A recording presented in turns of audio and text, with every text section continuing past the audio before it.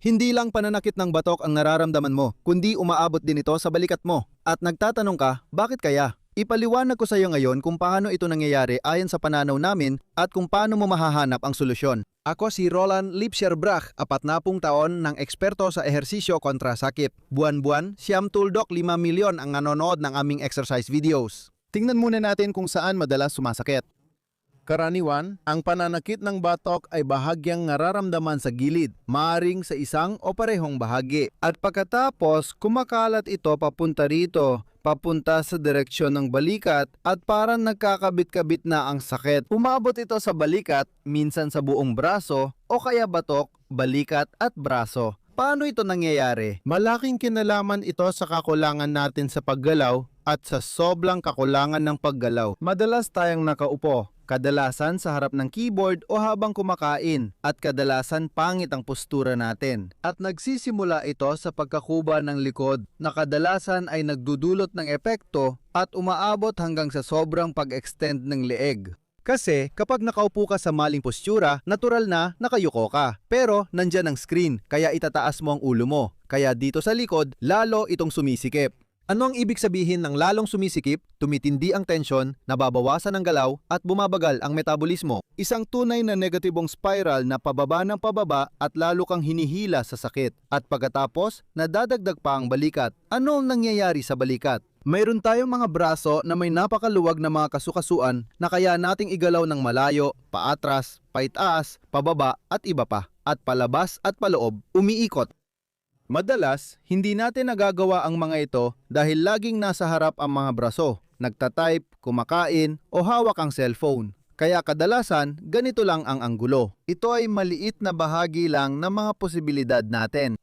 Kapag hindi natin naaabot o nahihila ng tama ang kalamnan dahil sa posisyon ng kasukasuan, kapag hindi natin ganap na iniikot ang ulo natin pakaliwa at pakanan, kapag hindi natin ito iniuunat paatras at minsan ay ibinabalik paabante. Kapag palaging nasa harap lang ang mga braso natin at hindi sa likod, minsan pataas o pababa at pinaikot palabas. Oo, kapag nawawala ang lahat na iba't ibang galaw na likas sa atin, umiikli ang mga kalamnan at lalong tumataas ang tensyon.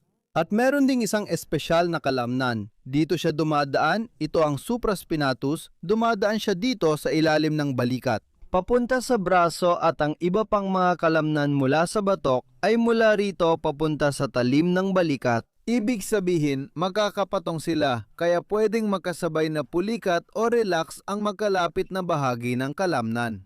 Dahil ito ang mga negatibong epekto, dahil ang mga braso ay laging nasa harap, ibig sabihin ang mga kalamnan sa dibdib ay laging maikli at laging mas maigpit dito sa harap, na lalo pang humihila papasok sa kuba ang likod. Mapapansin mong marami talagang konektado rito.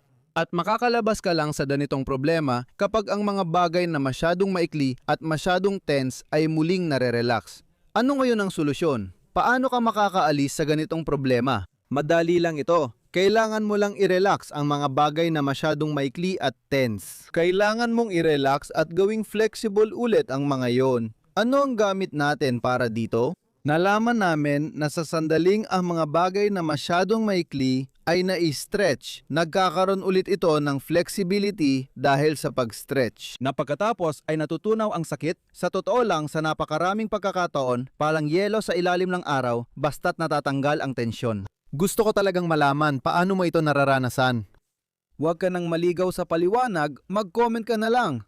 Ano talaga ang dapat mong gawin para makaalis dyan? Kaya unang-una, yung mga bagay na naging kulang, kailangan mong pahabain ulit.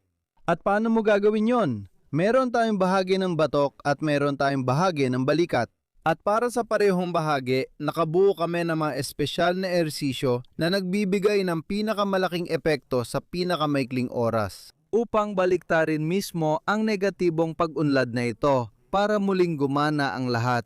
Ang mga ehersisyong ito na epektibo laban sa sakit ng leeg at balikat ay pwedeng i-download ng libre sa unang komento sa isang link kung nais mo. Ano ang ilalaman ng mga ehersisyong ito? Nagsisimula ito sa isang pasibong pag-unat na siyang pinakamahalaga. Ibig sabihin, ang mga kalamnan sa leeg, mga partikular na kalamnan sa balikat at mga kalamnan sa dibdib ay iniinat ng ganito para maramdaman nila na pwede pala akong maging mas mahaba pa. Iyan ang bahagi ng pag-unat at pagkatapos ay napupunta ang pag-unat sa isang pagsasanay ng lakas. Ibig sabihin, sa pinakamalayo mong pag-unat, pinapalakas natin ang mga kalamnan. Layunin nito na matutunan ng katawan mong kontrolin ito. Paano ang posisyon ng ulo? Paano ang leg? Paano ang braso? Paano ang balikat? Para dito, kailangan natin ng mas malakas na kontrol, mas malaki, mas maganda.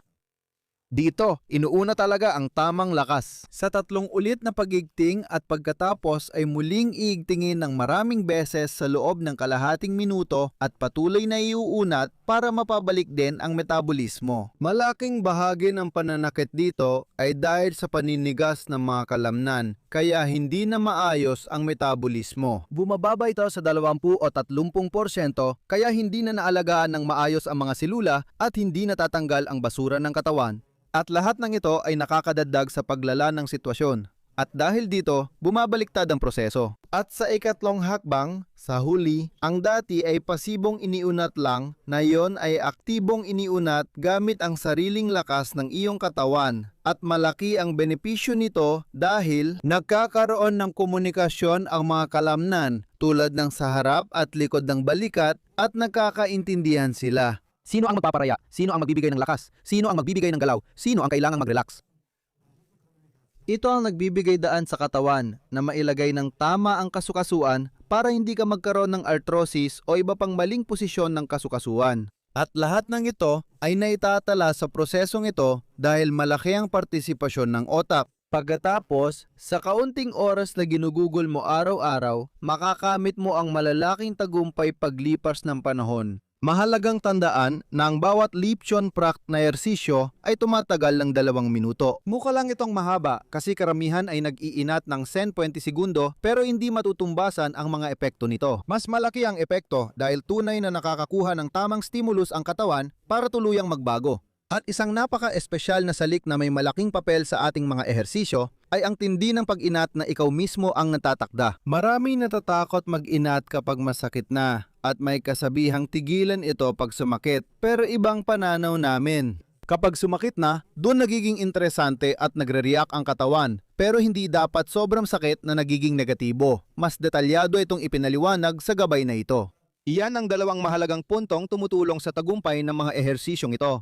Isulat kung paano mo nahanap ang impormasyon tungkol sa leeg at pananakit ng balikat at ibahagi ang video na ito sa lahat. Mga tao na may problema sa leeg o balikat, napakarami nila at kailangan nila ng pag-asa kung ano talaga ang makakatulong sa kanila. Magpapasalamat sila sa iyo, ikaw na nanonood, ikaw na nanonood, ikaw na nanonood.